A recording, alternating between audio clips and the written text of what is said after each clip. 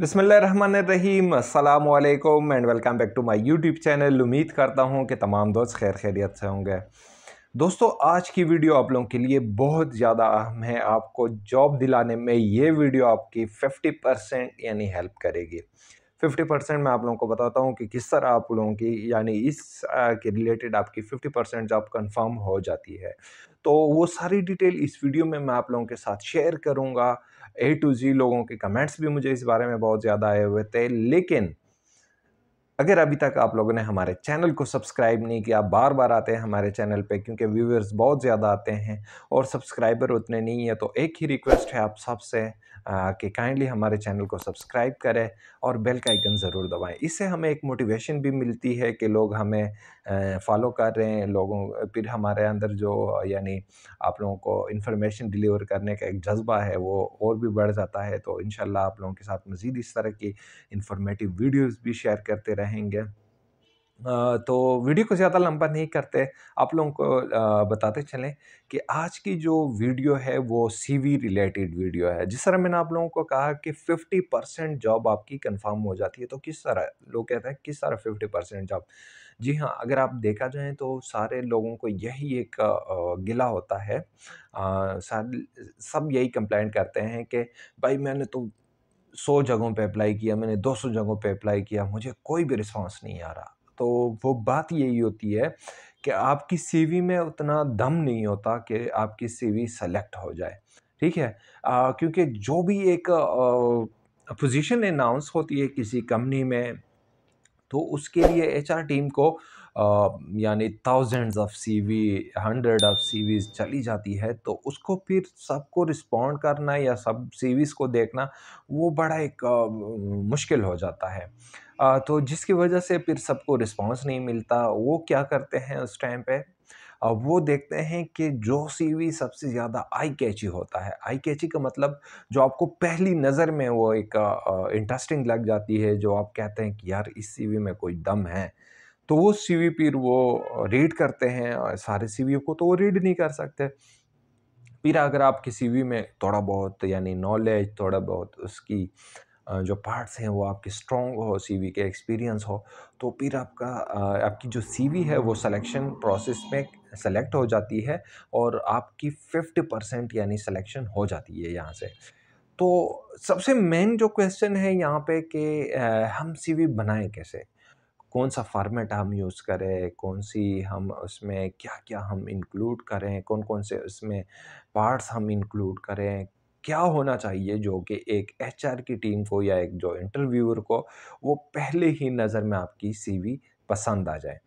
तो ये एक बहुत ही अहम वीडियो होने जा रही है, ये मैं आप लोगों के साथ अपना एक्सपीरियंस शेयर करने जा रहा हूँ कि आपकी सीवी में एक दम होना चाहिए कि एक एक यानी जैसे ही बंदा देखे तो वो कहें कि यार इस सीवी में कुछ है, इस बंदे में कोई टैलेंट है तभी तो उसकी सीवी भी इतनी अच्छी है।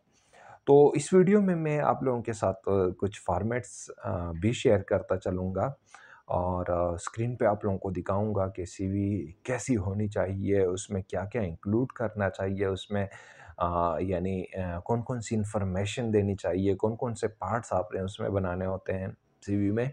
ये ए टू ज़ी मैं आप लोगों को इस वीडियो में यानी स्क्रीन पे आप लोगों को बताऊँगा, सीवी का एक-एक पार्ट आप लोगों को समझाऊँगा। उम्मीद करता हूँ कि ये वीडियो आप लोगों के लिए बहुत हेल्पफुल साबित होगी।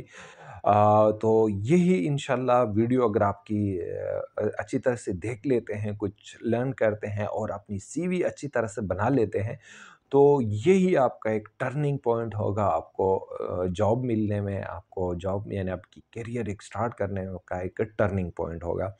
तो वीडियो अगर थोड़ी-सी लंबी भी होती है, तो आपने क्या करना है कि उसको देखना लाज़मी है। बेशक अगर आप यानी ज़ाहिर-सी बात है अगर आपकी करियर का एक सवाल है कि अपने वीडियो को the 10 minute maximum 10 minute video होती है, तो अगर आप अपने करियर को 10 मिनट भी नहीं दे सकते, तो ज़ाहिर-सी बात है ये तो फिर आप खुद अपने साथ ज़्यादती कर रहे हैं।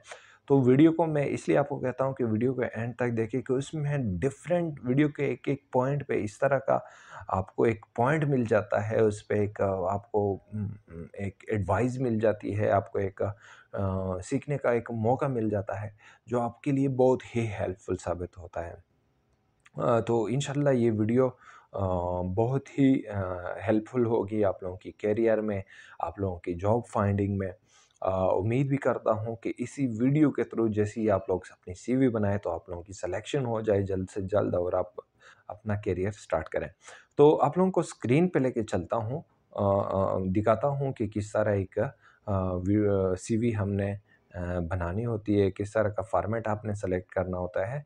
तो चलिए चलते हैं स्क्रीन पे। अच्छा जी, तो ये है सीवी। सीवी का आपका फ़र्स्ट ऑफ़ ऑल जो है फ़ॉर्मेट जितना सिंपल होगा ना, यानी उसमें इतने कलरफुल ये वो चीज़ें, ये मैं खुद रिकमेंड नहीं करता, ठीक है? कि उसमें आपने डिफरेंट कलरफुल पेजेस बनाए हों, ये सीवी आपकी जितनी ज़्यादा सिंपल होगी, उतनी ज़्यादा अट्रैक्टिव होगी, वो प्रोफ़ेशनल लगती है, ठीक है? ये फ़ॉर्मेट जो है, ये मैंने खुद यानी ये एक US based United state base एक फ़ॉर्मेट मुझे मिला था। मैंने ख़ुद वो यानी उसको सेट करके एक सीवी बनाई है, तो मैं आप लोगों के साथ शेयर कर रहा हूँ। अच्छा, सबसे इम्पोर्टेंट पार्ट जो होता है वो समरी है, यानी आपकी जो सबसे स्टार्ट में जो पार्ट आपका होना चाहिए, जैसे ही आपकी सीवी स्टार्ट होती है, इसमें आप अपनी सीवी का एक सारा जो जिस तरह हम उर्दू में खुलासा कहते हैं, वो आपने इसको समराइज़ किया होता है कि मैंने फ़लाँ-फ़लाँ एजुकेशन की है, मैं फ़लाँ-फ़लाँ ईयर्स मेरा एक्सपीरियंस है। तो सबसे पहले जो इंटरव्यूअर देखता है वो आपकी समरी देख के आपको जज करता है कि किस आपकी एक्सपीरियंस कितनी है, इसके में आपकी क्वालिफ़िकेशन कितनी है और आपका जो कम्युनिकेशन यानी द वे ऑफ टॉकिंग, यानी किस तरह आपने उसको एक अच्छे वर्ड्स के साथ आपने उसको मेंशन किया है, वो नोट करते हैं, ठीक है? तो सबसे इम्पोर्टेंट पार्ट जो मैंने जिस तरह आप लोगों को बताया वो है यानी फर्स्ट पार्ट समरी का। सेकंड पार्ट में आप एजुकेशन भी रख सकते हैं और अपने इंफॉर्मेशन भी रख सकते हैं, लेकिन मैं आपको रिकमेंड करूँगा कि इसमें आप एजुकेशन डाल दें। जिस तरह मैंने यहाँ पे कंप्यूटर इंजीनियरिंग लिखा हुआ है, इस तरह आप लोगों को होना चाहिए कि आप यानी आपकी क्वालिफ़िकेशन क्या है, मोस्ट रिसेंट ज़्यादा भी नहीं कि आप मैट्रिक के भी लिखते हैं, आप इसमें इंटरमीडिएट के लिखें, डिप्लोमे लिखें, नहीं। एजुकेशन यानी जो है आपने क्वालिफ़िकेशन वो मोस्ट रिसेंट क्वालिफ़िकेशन जो आपकी सबसे हायर क्वालिफ़िकेशन होती है वो लिखनी होती है।